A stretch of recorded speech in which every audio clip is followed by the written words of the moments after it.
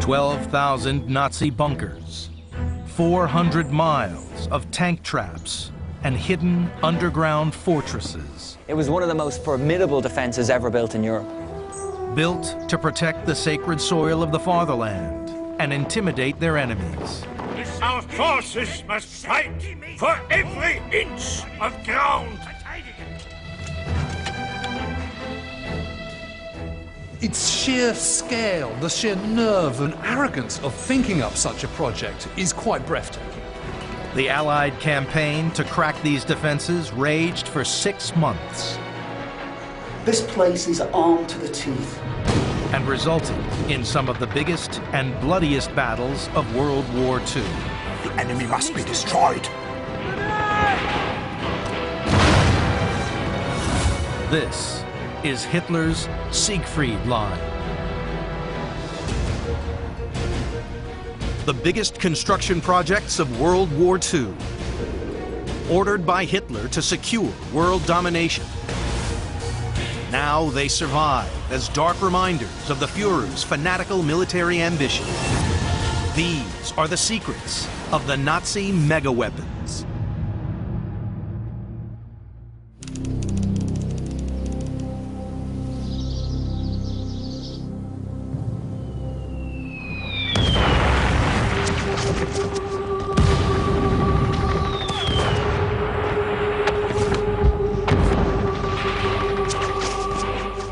November 1944, 5 months after D-Day.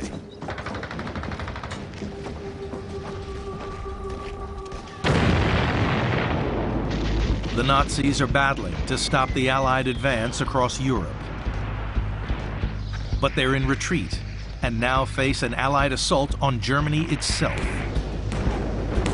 21-year-old German Army Private Fritz Tillmans is on the front line, fighting to defend the fatherland.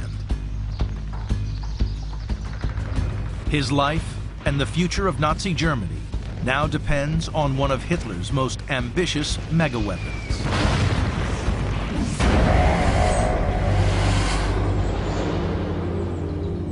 Called the Siegfried Line by the Allies, this network of deadly defenses is known to the Germans as the West Wall.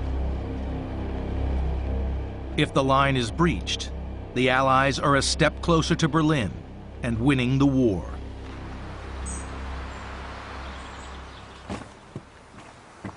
Former Lieutenant and Infantry Commander Patrick Berry is exploring what remains of the fortifications. The Siegfried Line defences are some of the most complex defences ever built. They're designed in belts and to create defence in depth, and they consist of concrete bunkers, log-line trenches, fortresses, hundreds of miles of barbed wire, and thousands of mines. It stretched all the way from the north of Germany's western border down to the south, and it was part of Hitler's plan to make the western part of Germany impregnable. The story of the Siegfried Line starts in 1936, when Hitler makes a decisive move towards world domination. In total defiance of World War I's Versailles peace settlement, he stations troops in the Rhineland. The Allies had banned the German military from this industrial border zone to prevent further European conflict. Hitler's master plan hinges on remilitarizing the Rhineland and the construction of massive defenses. Hitler's very keen to defend his western frontier because he has big plans, and those plans involve German expansion. But he sees that expansion taking place to the east. What he feels is that it's Germany's manifest destiny to take territory, and he's going to do that in places like Poland and the Ukraine.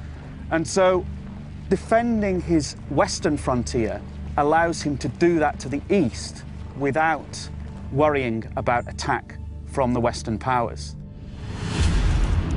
Hitler starts construction on a series of fortifications that will eventually stretch 400 miles along Germany's western border. It's an interlocking system of tank traps, anti-personnel devices, trenches, pillboxes, and subterranean command centers. The Siegfried line is what is known as a defence in depth. A defence in depth doesn't rely on a single line of fortification. It's not a single line of trenches. Rather, it is a series of interlocking defensive zones.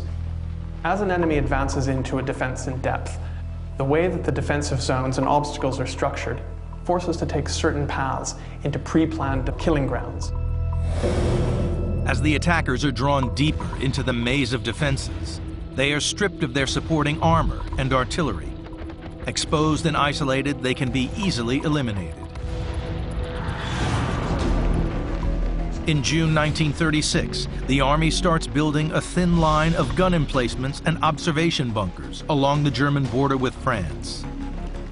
But there's little funding or raw materials, and progress is slow. After 2 years, just 640 bunkers are complete. At this rate, the wall will not be finished for another 10 years. Hitler can't wait that long.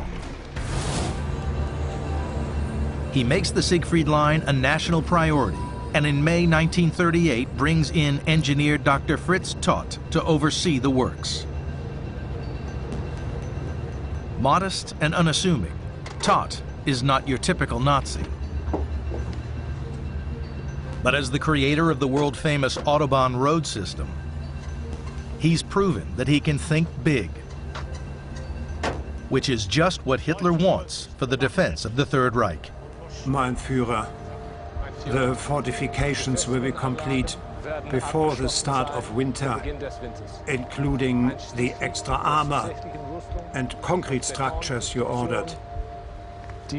287,000 workers are now assigned to this project from our organization alone. Excellent. Hitler wants the fortifications ready in just 4 months, to coincide with plans to invade Czechoslovakia in October 1938. Todt is authorized to call upon all the resources Germany has to offer. Todt throws everything at the project. I mean, all other major construction projects which are underway in the Reich are cancelled, they're put on hold. Vast amount of manpower, virtually every single civil engineer in the country is diverted to it to feed this one big project of the Siegfried Line. With Todt in charge, construction moves forward at a rapid rate. The Siegfried Line development is a hugely ambitious project. I mean, the amount of concrete involved, the amount of manpower involved, the cost involved is truly phenomenal.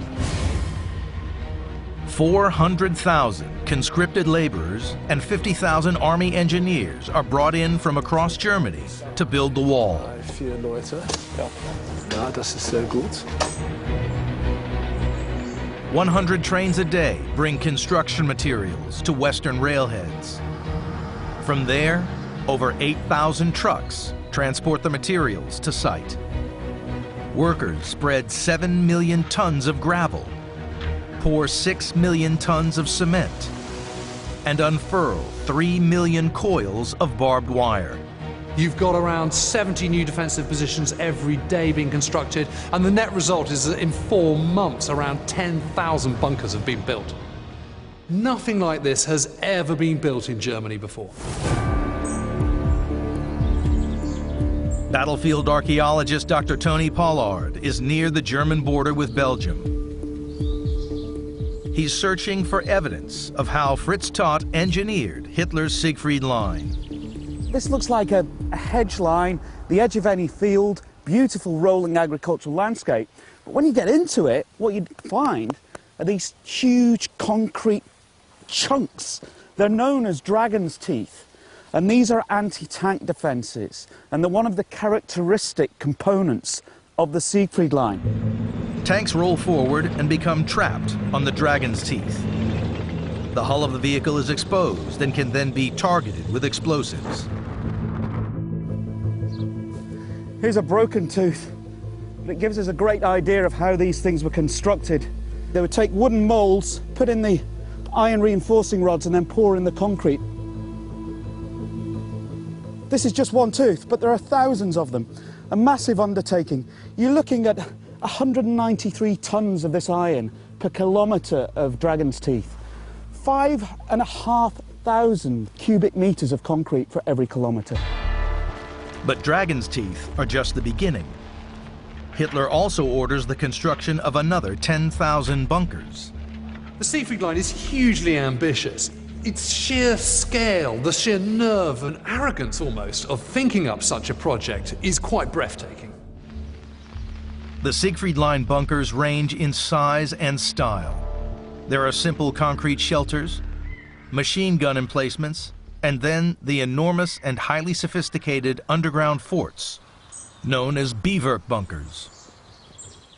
The Siegfried line is made up of a huge number of installations, and among the most impressive of those are the subterranean Biwerk bunkers.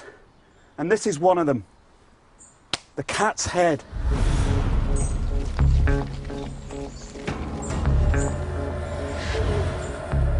Though unassuming at ground level, the Katzenkopf bunker is one of the largest and most complex fortifications ever built by Nazi engineers. It's one of 32 command and control centers placed at key tactical points along the German border.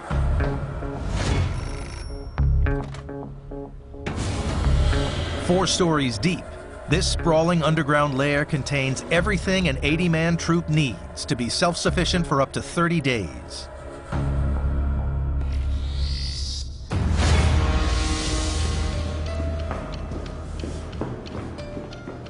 Wow, down here we've got an absolute spaghetti junction of twisted pipes and boilers and taps. This is where water would have been brought into the fortress. They've drilled down 150 metres until they've reached the water table, and so they can pump that up. They've got a limitless supply of fresh water here. It's incredible. The bunkers use cutting-edge technology to give occupants the maximum chance of survival. Look at this. These big ducts coming through the wall, this is the ventilation system. And if there is a gas attack, the bunker is sealed, all of those heavy iron doors are closed. So even if the outside is covered with gas, you can still function in here. It's an incredibly intelligent structure. But the most important features are the gun turrets. There would have been a steel turret here, 30 centimeters thick, and mounted inside it were a pair of twinned machine guns. And this thing would have been capable of turning 360 degrees, and if you looked out, you'd have an amazing view of the valley, so this could spray machine gun fire across the entire landscape. But this isn't the only armament that this bunker had. In another, there's a flamethrower, or a Flammenwerfer, as the Germans describe it, and that could fire flames for over 80 meters, again around a 360-degree circle. This place is armed to the teeth.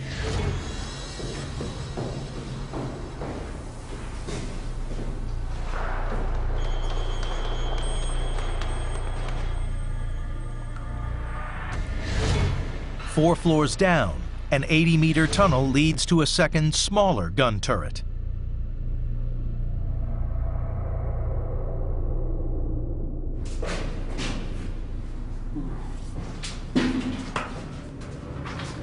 Oh, that's neat. That's a gun port, so a man behind here could shoot all the way up the tunnel if the enemy was storming through. But that would have been a pretty last-ditch stand, I think. This remote turret is a self-contained unit. It's equipped with yet more machine guns and grenade launchers. Looks like the accommodation block for the crew, and these brackets would have held bunk beds.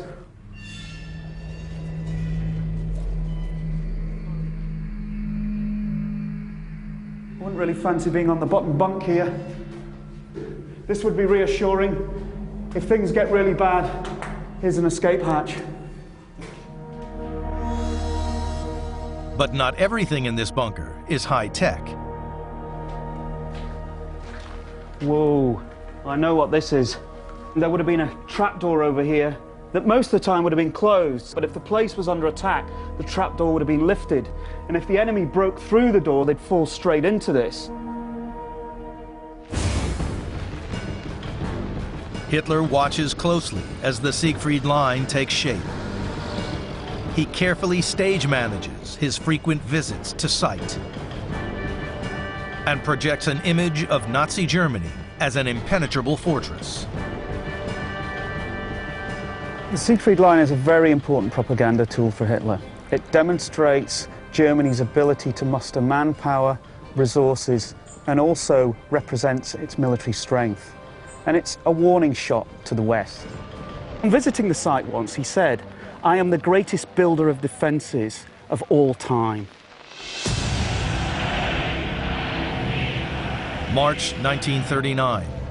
Hitler annexes Czechoslovakia. Desperate to avoid another war and intimidated by Germany's new defenses, Britain and France have agreed not to intervene.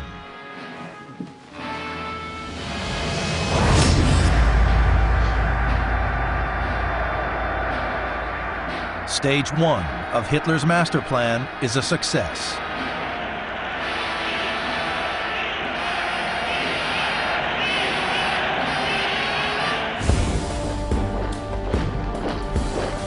With Germany's western border finally secure behind thousands of bunkers and gun emplacements, Hitler sets his sights east on Poland.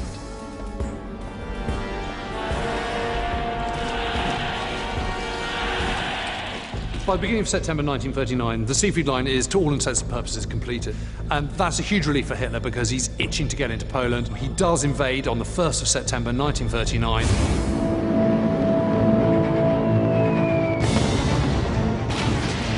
Poland falls in just 4 weeks. The Siegfried Line now becomes the front line for Hitler's expansion west. Once Poland's under Nazi control, he then turns his attention west, and on the 10th of May 1940, he invades Belgium, Holland, and France. France is one of the biggest military countries in the entire world, and all 3 countries are completely overrun within 6 weeks. By the summer of 1940, Nazi Germany has more than doubled in size. In the west, the Third Reich reaches the Atlantic Ocean. With all these victories, the Western Front is no longer on the borders of Germany, but actually on the Atlantic coast. What that means is for the Siegfried Line is suddenly it's no longer needed. Despite being completed only a year earlier, the Siegfried Line's valuable weapons and fittings are now shipped westward. So what happens is a whole kind of decommissioning process where everything is stripped out, all the guns, all the amazing optics, even the air conditioning is removed. Then, in December 1941, Hitler declares war on America.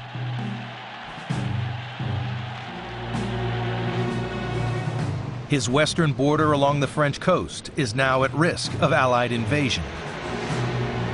He orders the Siegfried Line to be dismantled and used to strengthen the Atlantic Wall. And they take away the doors. They take away the ventilation systems. And look at this. This huge steel blast door has just been ripped out and recycled. The gun mounts, anything that's of use.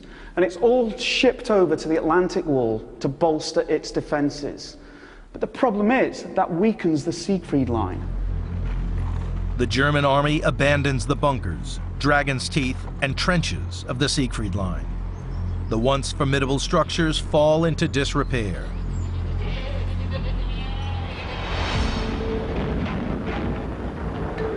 With the war now playing out on a global scale, hundreds of thousands of young men are conscripted into the German army. Among them, Fritz Tillmans, who recalls the war in his memoirs. On the 13th of April 1942, I was drafted into the Wehrmacht. Fritz Tillmann. Jawohl, Herr Offizier. After just 12 weeks of training, I was sent to the Eastern Front to build defensive positions and fight the Russians. Very good. Danke. Danke. I didn't realize at the time, but these experiences would stand me in good stead to serve on the Siegfried Line. While the war rages, the Siegfried Line is virtually forgotten until D-Day. On June 6, 1944, 160,000 Allied troops stormed the beaches at Normandy and overrun the Atlantic Wall. Hitler has made a terrible mistake. It's all very well taking all this stuff from the Siegfried Line as long as you don't ever need it again. The problem is that the Allies overrun the Atlantic Wall, the Germans are in full retreat from Normandy, and suddenly they're heading back to the Siegfried Line, which is nothing more than a concrete shell. And it's made worse by the fact that so many of the things they need are just simply gone forever. Hitler has two problems. Not only are his defenses inadequate, but his prize-winning engineer, Dr. Fritz Todt, has been killed in a plane crash. Hitler decides to oversee the renovations himself. The Western Front must be strengthened at once. I want an immediate report on the organization of labor and the progress of construction. Our forces must defend every inch of ground from our enemy. That is an order! The Nazis race to reinforce the Siegfried Line. They install small bunkers with circular openings for weapons, known as Tobruks, and 5,000 tube-like Koch bunkers, which act as extensions to existing structures. There's also a heck of a lot of mines and a lot more wire. It's just doing what they can as quickly as possible to make this as impregnable as they possibly can in the time allowing. It's only been 5 years since the Siegfried Line was completed. But technological innovations during the course of the war mean that defenses are already outdated. Technology's really changed over the intervening years, and guns have become a lot more powerful. So a lot of the concrete that would have withstood Allied firepower in 1939 no longer will, and that's a major problem. Also, you know, certain positions were designed for a particular type of gun, which either has become obsolete or is simply no longer exists anymore. So there's a whole host of problems facing them. To solve these problems, Hitler brings in his best defensive tactician, Field Marshal Walter Model. He is a ruthless and actually not particularly well-loved commander by the officers. The men like him. They nickname him the front pig because he spends a lot of time visiting the soldiers on the front, and he's very careful to make sure that he's taking risks that his soldiers take. On a number of occasions, he actually personally leads defenses with pistols in his hand. Because of this sort of aggression and his lack of finesse, Hitler particularly likes him. On August 15th, 1944, Hitler summons Model to the Wolf's Lair. Ah! My favorite general. Heil Hitler. I have something for you. You are my lion of defense.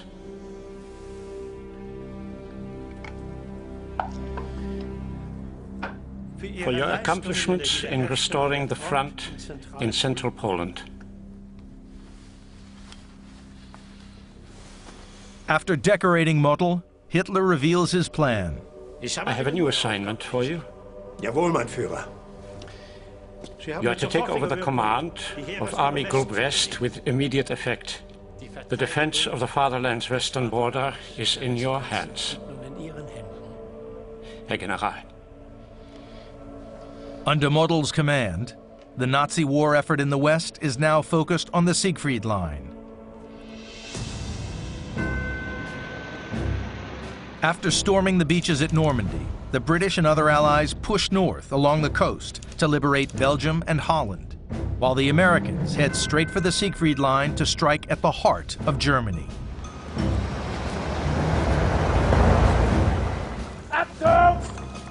Model waits for the Americans at the point most prone to attack.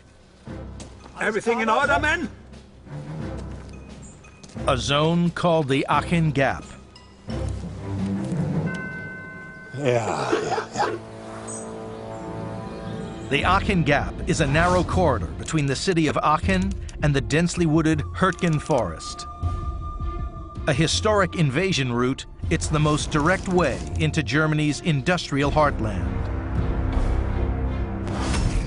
Rich in coal, steel, and iron resources, the Ruhr Valley is a vital tactical position.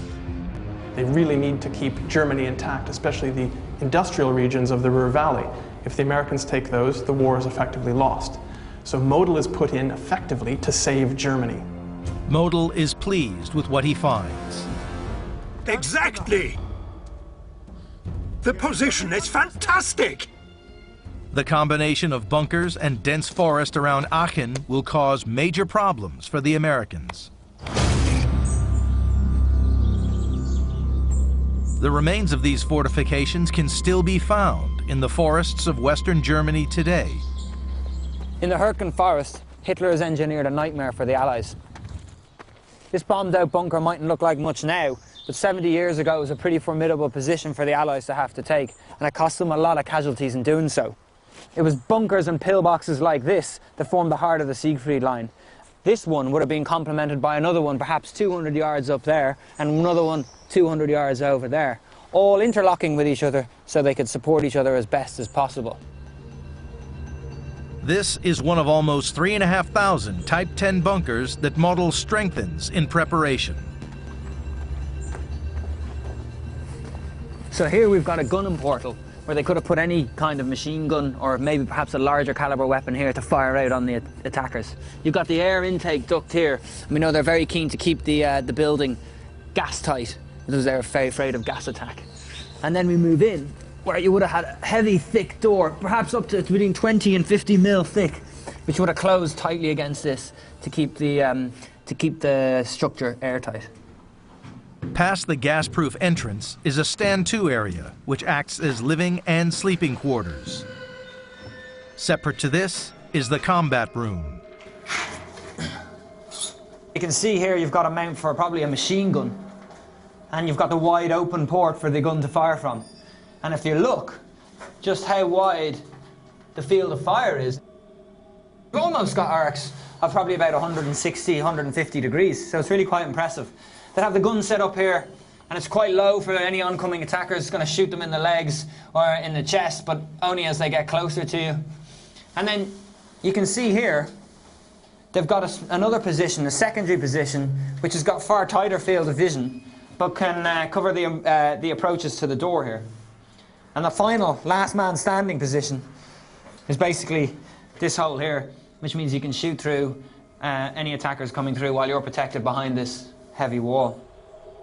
With ceilings and walls 5 feet thick, each bunker holds up to 12 men. The conditions here would have been cramped, they would have been grim, and it would have been cold. But if you're a German soldier, you'd much rather be in here with overhead protection than out there where you're totally exposed. Not only does it protect you from artillery shells landing, but crucially, it protects you from tree bursts. Now, tree bursts are when artillery shells land or hit the tops of the trees and then cause shards of timber and shrapnel to come down on the troops exposed underneath. They were one of the biggest causes of American casualties in the Battle of Hürtgen. But for the Germans inside, they're protected. Model's troops dig in, waiting for the American attack. Among them is Private Fritz Tillmans. He's already battle-weary from serving on the Eastern Front.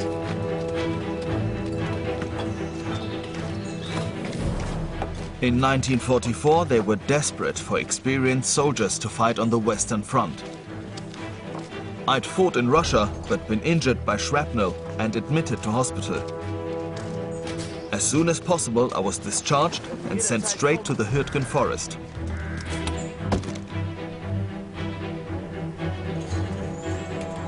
"5 years after being built, Hitler's mighty Siegfried line will finally be tested in battle.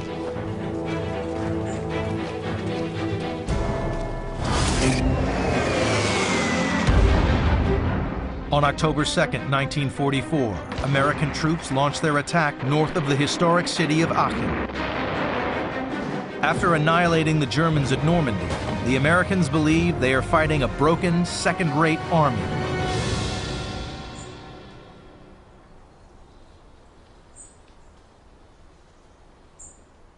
By this point of the war in Europe, the Allies had numerical advantage over the German. They had air superiority, they had more men on the ground, and importantly, they outnumbered German tanks by about 10 to 1. What the Germans had was the Siegfried line. It quickly becomes clear that Aachen is a focus of Nazi resistance. Bypassing it is not an option. The Americans will have to take the city. There are effectively two strong lines of defense built around Aachen. It is really a hard nut, a hinge on which the rest of the Siegfried line is sitting. So the Americans are anticipating a fairly easy fight, but it's actually been integrated as the hard point in a very complex defensive system.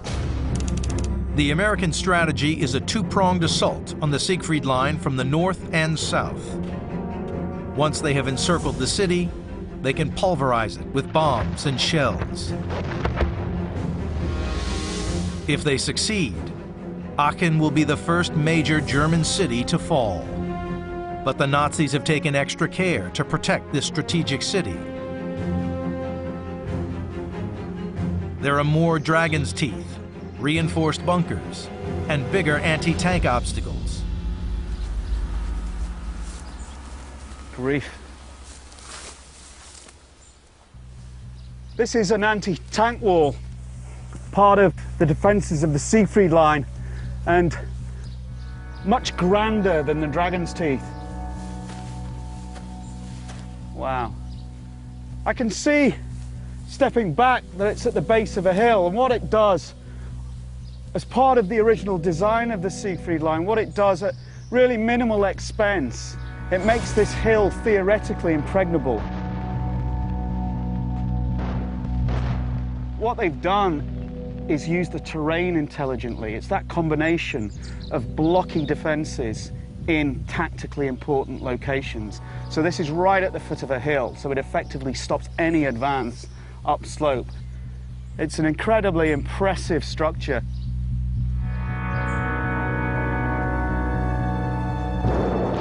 After 3 weeks of hard fighting, the Americans overwhelm the tank defenses.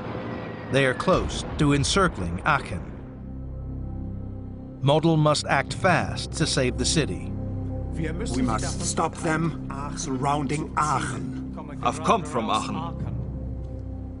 The Führer has commanded that we will not give up 1 inch of ground. His command is sacred. Fight to the last man. If necessary, be buried in the ruins. Send in the 116th Panzer and the 3rd Panzer Grenadier Divisions. Yes, General Field Marshal. Nicknamed the Fireman, Model is the man Hitler sends in to rescue the Third Reich from desperate situations. But even his tactical expertise is no match for the American firepower. Model really just doesn't have enough armor to stave off this great American attack. The Americans have such an advantage in armor and firepower that Model's limited resources simply can't keep up. On October 11th, the Americans unleash hell. In a single hour, artillery battalions fire 5,000 shells into the city, while Allied air forces drop over 62 tons of bombs. They finally blast their way into Aachen. For the first time in World War II, the Nazis are fighting for a major German city. Americans punch through and they get into Aachen, but that isn't the end of the fight, because it isn't a single line that they've punched through. They've effectively punched into a defensive zone, of which Aachen is part. The city itself contains fortified zones and bunkers and lines of defense. So the fight into Aachen isn't a triumphal entrance. It is a brutal hand-to-hand, door-to-door, house-to-house fight to capture what is effectively a fortress city.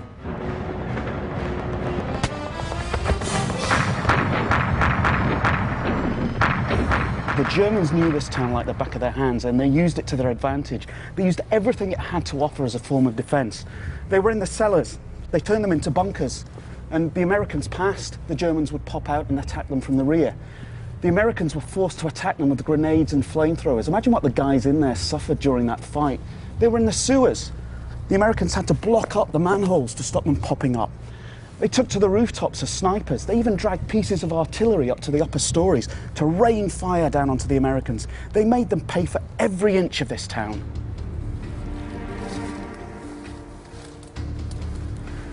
After heavy street fighting, this is where the Germans made their last stand in Aachen.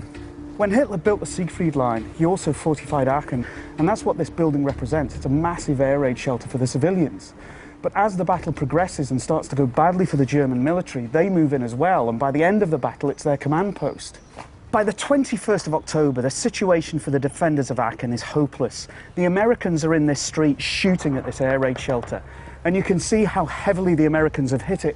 This entire wall is peppered with machine gun fire and shrapnel scars, and especially around the doorway. So you certainly want to be coming out of this building without a white flag in your hand.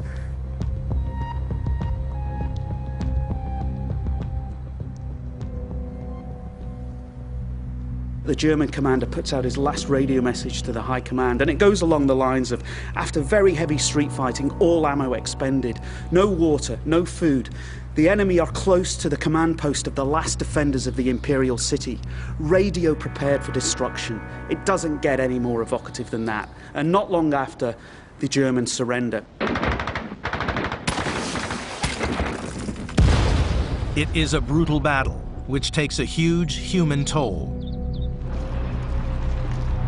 More than 10,000 American and German troops killed, wounded, or missing in action. 80% of the historic city of Aachen destroyed. American forces have punched through a small section of the Siegfried line and captured their first major German city. But the fight for the Siegfried line is far from over. The Americans do ultimately capture Aachen after a protracted attack and a lot of very dirty urban fighting. But that's not the end of it for the Americans. They now have to go through the Hürtgen Forest. And the Hürtgen Forest is a very complex defense in which they have no advantage. The Americans are about to stumble straight into Model's death trap. The Hürtgen Forest.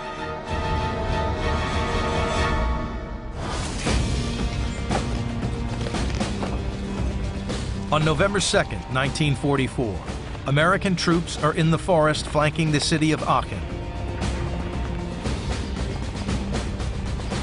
Model prepares his men.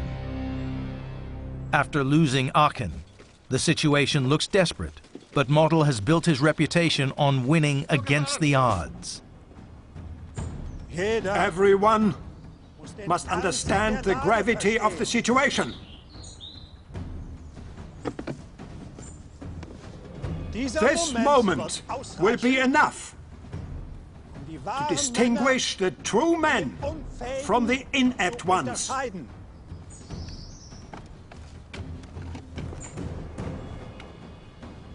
Every soldier has the same responsibility.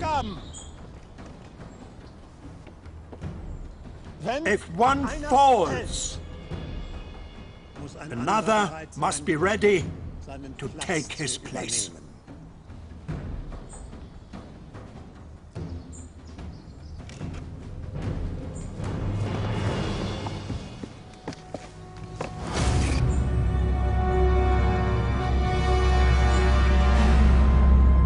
The battle moving into the Hürtgen Forest feeds into Model's hands because not only have you got the fixed defences of the bunkers and the mines and gun positions and all the rest of it, you've also got the natural defences of the forest. The two great American strengths in firepower, tanks, and close air support aircraft are stripped away. They simply can't operate in the Hürtgen Forest. The trees are too tightly packed, the ground is too close.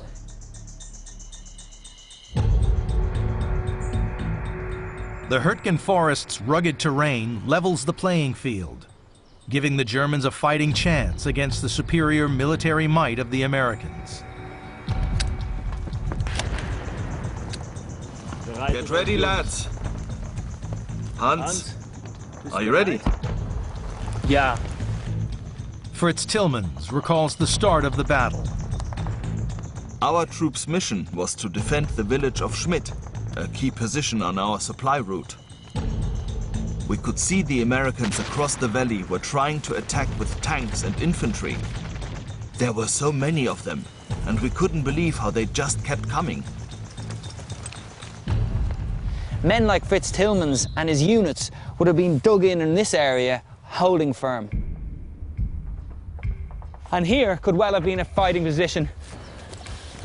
And if you get down here, you can see that basically this would be a decent enough position for a machine gun.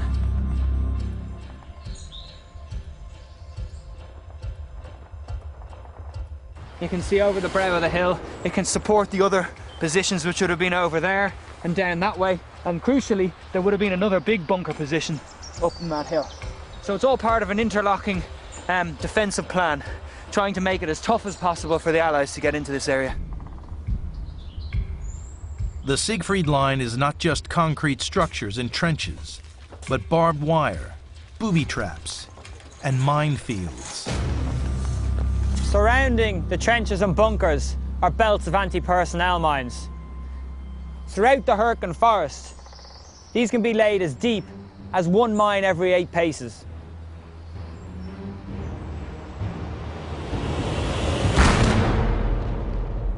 If you're an American soldier trying to attack the Germans, it is a nightmare. It's practically impossible. It is the last thing that you want to be doing. It's a really, really tough place to be fighting. From September through October, the Allies battle to clear the Hürtgen forest, but the German defences prevent any notable advance. Conditions are cold and wet. The fighting is brutal. 2 American regiments are completely wiped out. GIs call this dense forest the death factory.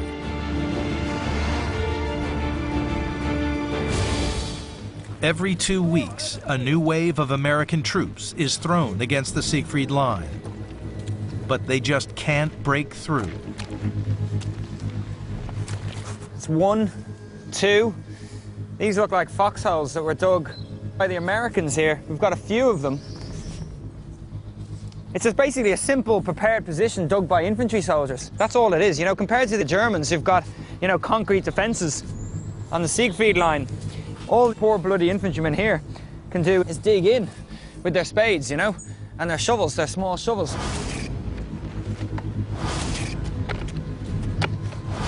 Model's tactics are working. But he's not content with just holding the Americans back. He wants to destroy them. Ensure that Troop Wegelin is sent to the Hürtgen front immediately. I demand total dedication. The enemy must be destroyed. Model is considered to be a ruthless commander. Hitler says to one of his staff officers at one point, "By God, did you see that man? I trust him, but I wouldn't want to serve under him."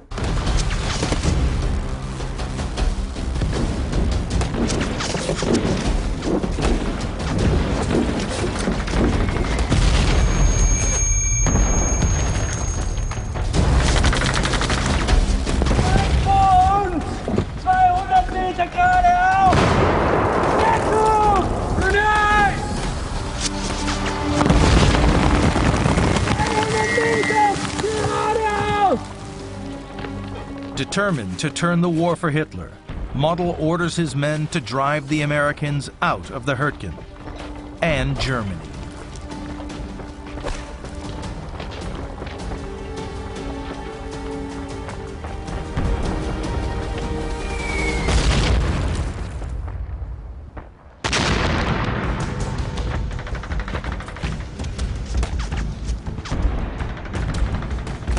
November 8, 1944.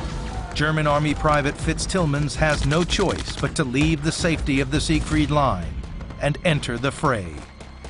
It's a doomed mission. We'd seen a huge number of GIs digging in the day before, and we only had a strength of about 30 to 40 men, many of whom were not experienced soldiers. I had serious doubts about our attack. It seemed like a suicide mission.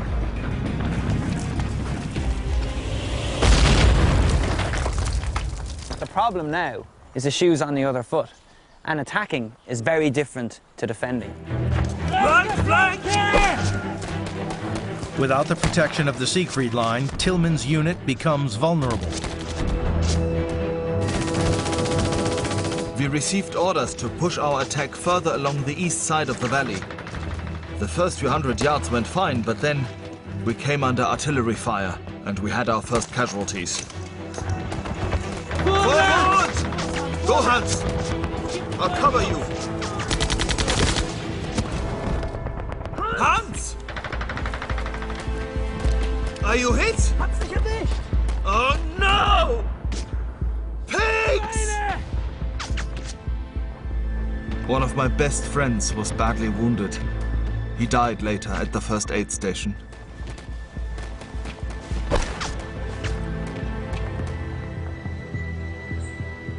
The Germans quickly retreat through the forest.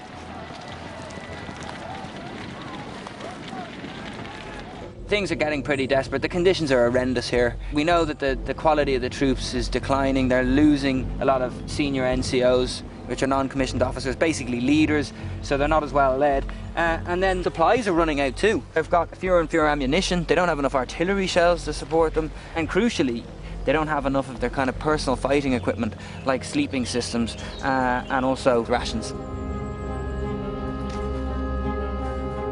Field Marshal Model's counterattack may have failed, but the Siegfried line is still holding firm. Hürtgen Forest is one of the longest and bloodiest battles the US Army ever fights. And the truly horrific costs aren't really borne out on the ground. They haven't advanced that far. The Siegfried line, where the positions are, and the forest defences are still largely intact, so they haven't fulfilled their objectives. In just under 5 months, the Allies have liberated over 220,000 square miles of Western Europe. But now they've stalled at the Siegfried line. The Battle of the Hürtgen Forest ends in a kind of bitter, bloody stalemate in which casualties on both sides are absolutely enormous. About 30,000 men on both sides are killed. Critically, the stalemate in the Hürtgen Forest has bought Hitler time. He has been secretly planning a major offensive just 20 miles further south and is moving troops into position, ready to launch them at the Allies. The man he puts in touch with it is the man who's so tenaciously defended the Siegfried line up to that point, Field Marshal Model. On December 16th, Hitler's miracle worker, Field Marshal Model, puts the Führer's audacious plan into action.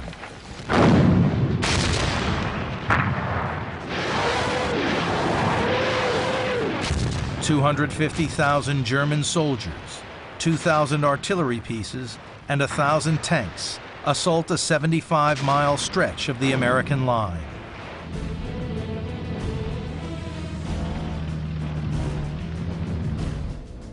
The plan is to surge forward through Belgium and drive the Allies back into the sea.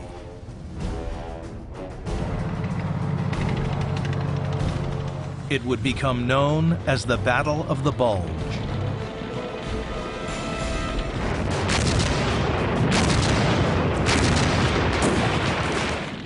December 1944. The German counterattack across the Siegfried line is Hitler's last roll of the dice. Hitler, in all his irrationality, still thinks he can somehow scrape a victory or some advantage at the end of the war with an offensive. Catches the Americans by surprise and actually does gain some initial advantage and some initial advances. Really, it's never going to succeed. But the German forces can't sustain their ferocious momentum. Outside of the defensive advantage offered by the Hürtgen Forest and the Siegfried line, the Germans really don't have the capability to launch an attack. They don't have sufficient air power, they don't have sufficient artillery, and they're running out of fuel. Once American reinforcements arrive, they quickly halt the Nazi advance. Hitler's desperate gamble to change the course of the war falters in just 3 weeks. The great offensive that Hitler's planned, that Modell's carried out, has proved a busted flush, and they now have no choice but to retreat back away from the Siegfried line, abandon it, and fall back behind the next great obstacle, which is the River Rhine.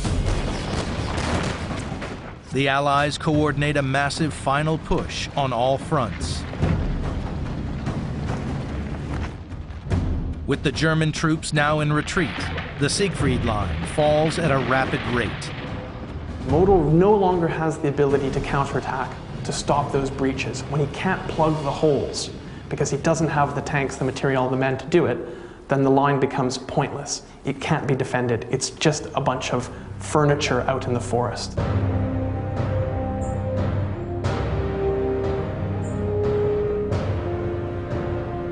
For all its technology and weaponry, the Katzenkopf bunker is overrun in a day. And the reason is simple. It's all well and good having a really impressive defensive system like the Siegfried line, but you need the soldiers to man it. And by the time the Allies are knocking on Germany's front door, their military machine is pretty much broken, and Hitler just doesn't have the resources to throw at it. And they can't stave off the inevitable.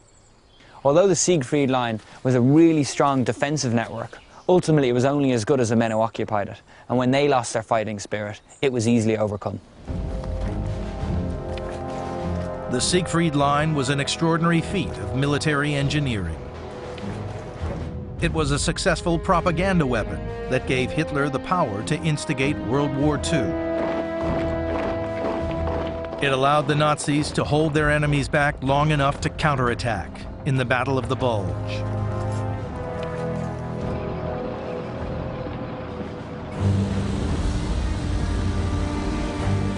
Just 6 weeks after the Americans break through the final Siegfried line defenses, Hitler commits suicide, and the end of the war swiftly follows. As the Allies advance towards Berlin, they capture Private Fritz Tillmans.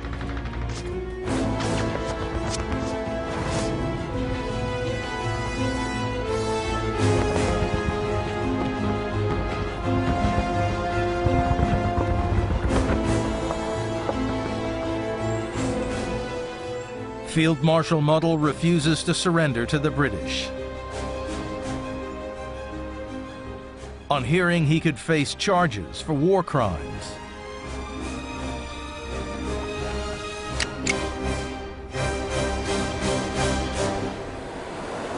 he shoots himself.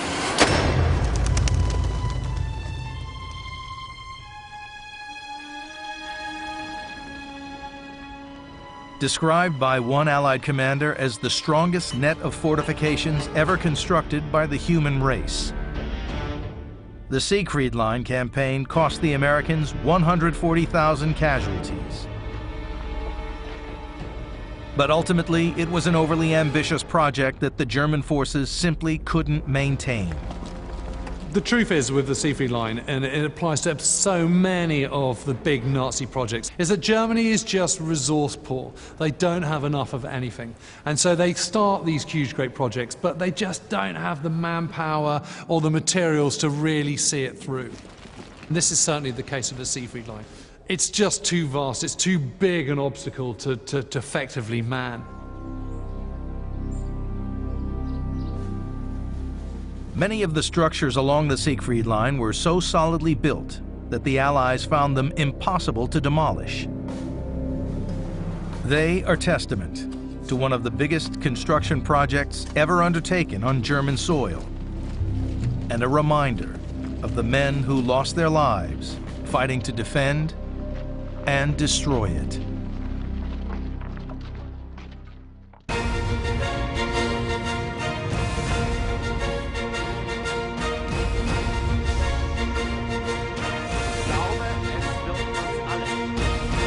Nazi Mega Weapons Season 2 is available on DVD.